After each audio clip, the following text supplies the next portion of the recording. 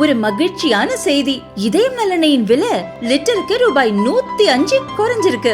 September 2023ல 1 litre இதயம் நலனையின் அதிகபட்ச விலை ரூபாய் 503. ஆனா இப்ப 1 லிட்டர் இதயம் நலனையின் விலை ரூபாய் 398 மட்டும்தான் தமிழ்நாட்டுல.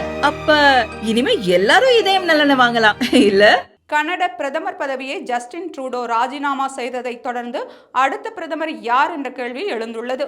சர்வதேச அளவில் மட்டுமல்லாமல் உள்நாட்டிலும் பல்வேறு நெருக்கடிகளை சந்தித்த கனடா பிரதமர் ஜஸ்டின் ட்ரூடோ பதவி விலக வேண்டும் என அவரது சொந்த கட்சியினரே போர்க்கொடி தூக்கினர். இதையடுத்து ஜனவரி 6ஆம் தேதி கட்சித் தலைவர் பதவியில் இருந்தும் பிரதமர் பதவியில் இருந்தும் விலகுவதாக ட்ரூடோ அறிவித்தார்.